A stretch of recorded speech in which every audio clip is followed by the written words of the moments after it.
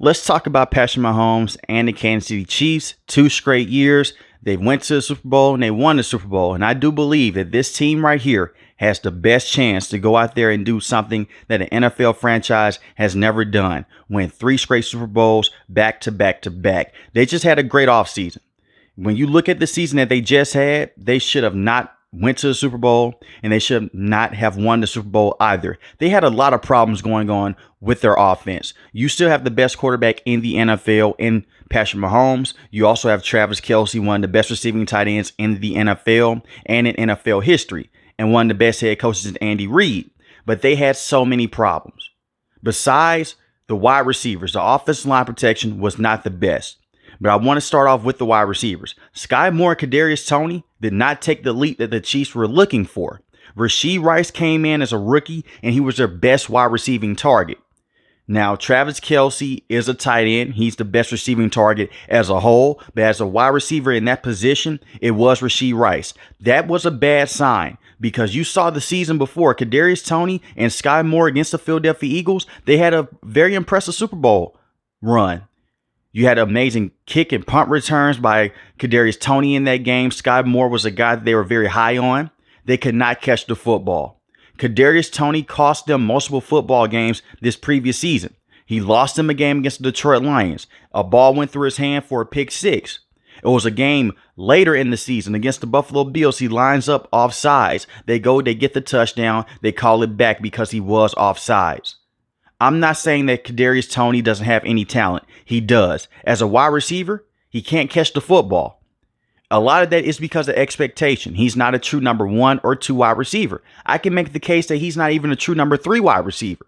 But as a kick and punt returner, there's something there. They have now tried him out as running back in training camp so far. We'll see if he can stay on the roster. I think Kadarius Toney has a lot of talent. Just as a consistent wide receiver, he's not there just yet.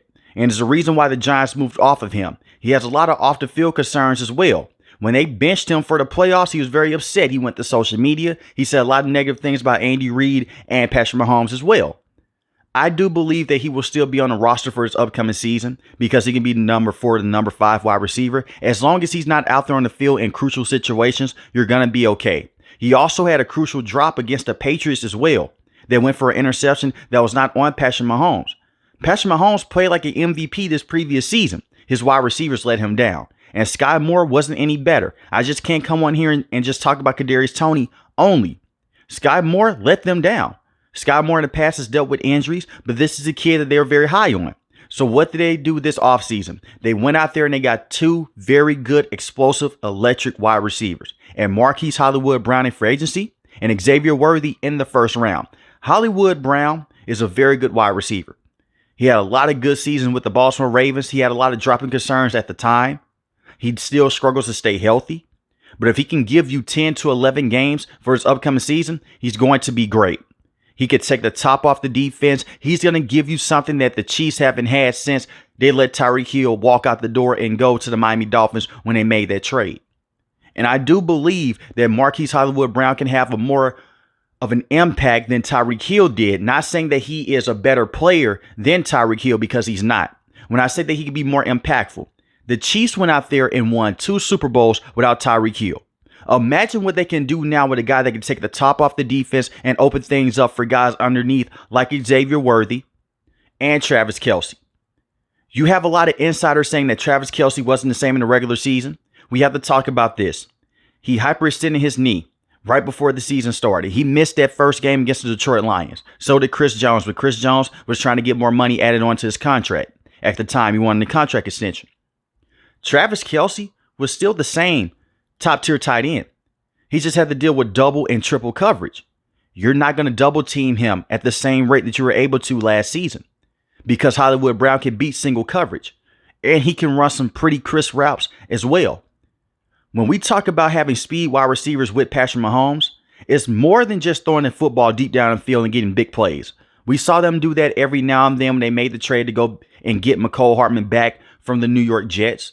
But it's dink and dunk. And that's what we've seen Patrick Mahomes develop into since Tyreek Hill left. There was a lot of questions. Can he work without Tyreek Hill? The answer is yes. He can dink and dunk his way down the field. He's very accurate. He's very precise. And when you come up and try to stop the run game, when you come up, you try to press up Travis Kelce, that's when they take the top off the defense. And that's when you start to leave guys in one-on-one coverage. Xavier Worthy, you hope that he can be the best wide receiver with that speed that he has and the ability to just take a 5 to 6 yard gain and take it to the house for 50 to 60 yards. It's going to be great to see. We just potentially watched one of the worst wide receiving rooms in the NFL. They couldn't catch, to be upgraded to one of the top tier wide receiving rooms in the NFL if it pans out. Hollywood Brown hasn't dropped the football as much with Kyler Murray like how he did with Lamar Jackson. And I will say this, Lamar Jackson and Kyler Murray are way different quarterbacks than Patrick Mahomes. They're more so scrambling quarterbacks, more so Lamar Jackson and Kyler Murray, but Kyler Murray's going to try to go out there and rush for some yardage as well. Patrick Mahomes can do that, but he's more so a quarterback that's going to go in the backfield, run around, and cause distractions to get guys open deep down the field.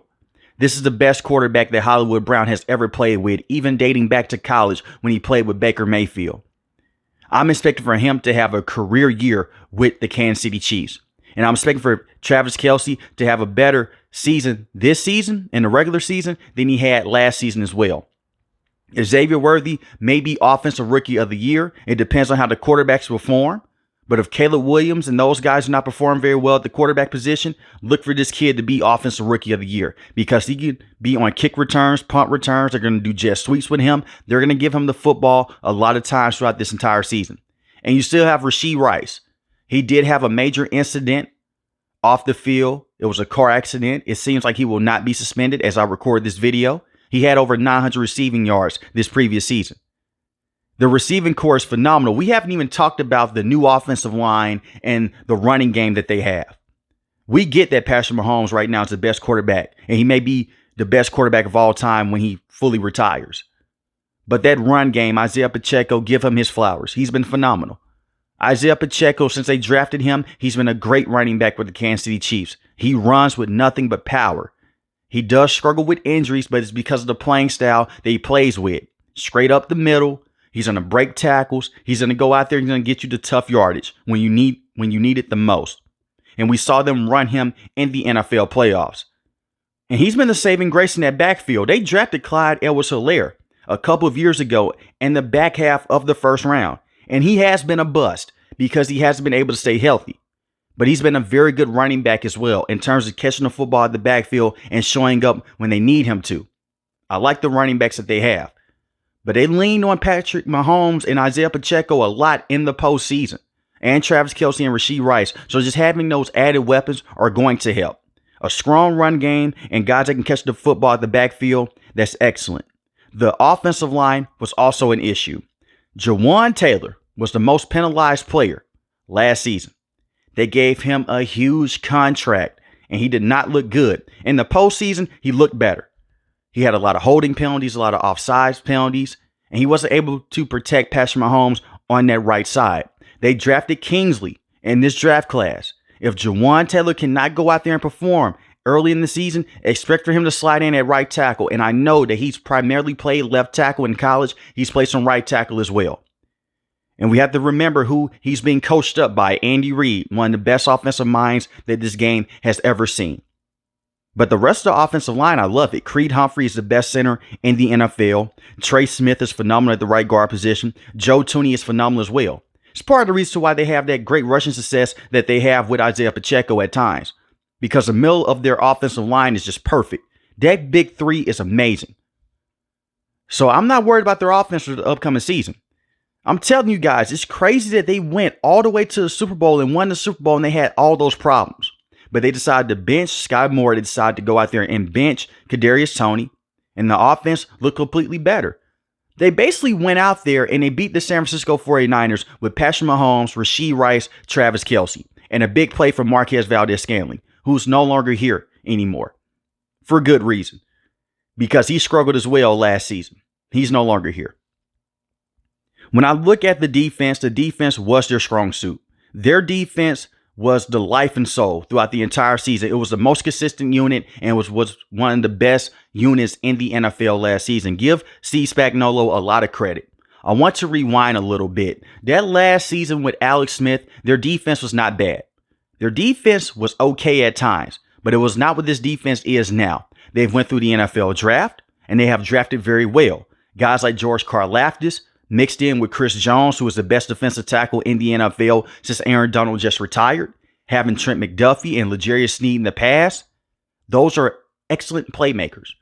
Now, their defense did undergo some changes. You no longer have L'Jarius Sneed. I hate that. I was a big L'Jarius Sneed fan. I still think that L'Jarius Sneed is one of the better cornerbacks in the NFL to have. I understand why the Chiefs moved off of him. They didn't want to pay him that contract. You just gave Travis Kelce a lot of money. He's the highest paid tight end in the NFL right now. Patrick Mahomes is still making a lot of money. It seems like he's making peanuts compared to everyone else at the quarterback position.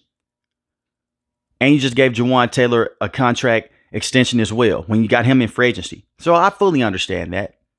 But to have him and Trent McDuffie, that would be excellent. They were a great cornerback duo. It was part of the reason to why they won that Super Bowl against the San Francisco 49ers. They put the clamps on Deebo Samuel. They clamped him down to the T. And they put a lot of pressure on Brandon Ayuk as well. Trent McDuffie is one of the most underrated corners in the NFL because he doesn't go out there and get interceptions. He's not a flashy corner, but he's a true number one. He can go out there, he can match up with guys like Devontae Adams. He can solely take them out the game for majority of the game. That is how great he is. He'll give up a big play every now and then, but it's very rare. So to have him still in the secondary, that's a major plus. And that's a great draft grade, by the way, when they selected him in the first round a couple of years ago. Their safeties, I like them. Justin Reed has been phenomenal. Remember, we go back a couple years ago, they had Tyrann Mathieu, the Honey Badger. They let him go to the New Orleans Saints. They bring in Justin Reed from the Houston Texans. He's fit like a glove. He fits the system excellently. Brian Cook, very good safety as well. He got hurt against the Green Bay Packers, but when I look at Brian Cook, he's a solid safety. I have nothing negative to say about him. He's a guy that's going to go out there covering space, do what you ask him to do, can cover tight ends, is great in man coverage as well. I like his game. I just wonder who's going to be cornerback number 2. Will it be Joshua Williams? He's unproven, but it doesn't mean that he'll just be a bad cornerback. You also have Johnson as well. Maybe he's your number 2 corner, but Trent McDuffie for sure will be the number 1 corner. Those are the only questions that I have on their defense. Is who is going to be the opposite corner alongside Trent McDuffie. The front 7 is phenomenal. Now, you did lose a linebacker. He's no longer here, and I'm talking about Willie Gay Jr. He's no longer here. He's with the New Orleans Saints. But you still have Nick Bolton when he's fully healthy. Very good roll raider. He can go back there. He can stop the run. He's very fast. I like Drew Tranquil as well. He just is a very good linebacker. He does everything very well. He's not a top linebacker in the NFL, but he can make tackles in space. He's very good in coverage. He can go and blitz the quarterback as well. He had 4.5 sacks this season. Have nothing negative to say about him. Their defensive line is their best unit. Like I mentioned a couple minutes ago, I've been a huge fan of George Karlaftis since Purdue. You can go back and listen to previous videos. I was excited when they drafted him in the first round a couple years ago. He led the league in batting the ball down the line of scrimmage. Since then, he's become a premier pass rusher in the NFL, and you figure that he would. He's playing alongside Chris Jones. He just had 10.5 sacks this season. Chris Jones wanted to get a contract extension. He just did. He had a phenomenal season. And this is a man that missed that first game against the Detroit Lions. I'm happy that they finally got that resolved. As long as you have those two, you're going to be great. Charles Omenihu did get hurt in the postseason. Not too many people know about Charles Omenihu. Go back and look at what he was able to do against the Baltimore Ravens. The film speaks for itself. He was able to keep Lamar Jackson inside the pocket while George Karlaftis came behind him. And he was just beating him up. Charles Omenihu is the freakish defensive lineman because he can match up with those scrambling quarterbacks. I'm not saying that he can just go out there and solely take them out of a game, but he's a disruptor. And he just has 7.5 sacks on the season. A very good player. Yet again, they went to the Super Bowl and they were missing him, who was a key pass rusher. The reason why I keep bringing this up, if the Chiefs were able to go out there and win 2 Super Bowls back-to-back years against the Philadelphia Eagles, they were basically the underdog. The Philadelphia Eagles were a phenomenal team that season. And they just went against the San Francisco 49ers, a phenomenal team, to when many bettors counted them out. Imagine what they can do with this new talent that they have and this coaching staff. I believe right now, while they're fully healthy, that they can win 3 straight Super Bowls in a row. It is going to be tough because it is the NFL and new teams occur and they may run into new problems. And I'm guaranteeing that they will run into new problems because every team does. Things change from year after year. When they came off their Super Bowl against the Philadelphia Eagles, no one would have thought that their wide receiving core would have been that bad. And I'm talking about Kadarius Toney and Sky Moore. They thought those guys would just shoot up to the league and they'll be top 15 wide receivers. That wasn't the case. So they may run into offensive line issues. They may run into a situation where Travis Kelce does slow down. But I can guarantee you this, Patrick Mahomes isn't going to slow down. And I highly doubt that Travis Kelce will slow down, by the way. But even if they do run into new problems, Andy Reid's going to find a way to go out there and fix it. They're going to fix it with a run game. They're going to fix it with time and possession, like how they did against the Baltimore Ravens, like how they did against the Buffalo Bills. Every question that people have about this organization, they have went out there and they have answered it year after year. Can they win playoff games on the road? They did. Can they win in cold weather? Of course they can. They play in freaking Kansas City. Can they go out there against the Philadelphia Eagles and beat them with a great defense that the Eagles had? Can they protect Patrick Mahomes? Yes, they can. And the only bad Super Bowl that this kid has had so far was against the Tampa Bay Buccaneers. They lost their Super Bowl, but the offensive line was beat to hell. The offensive line wasn't healthy. And they went out there in the offseason. They fixed the offensive line. Every single time that they have a problem, they go out there and they fix it.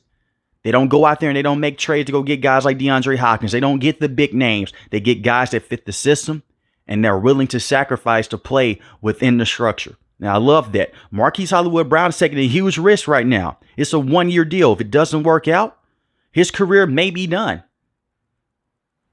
But let me know in the comment section below, how do you guys feel about the Kansas City Chiefs and can they win 3 straight Super Bowls in a row? If you're new to the channel, hit the subscribe button. If you like the video, hit the like button. Most importantly, I want each and every last one of you guys stay safe, stay positive.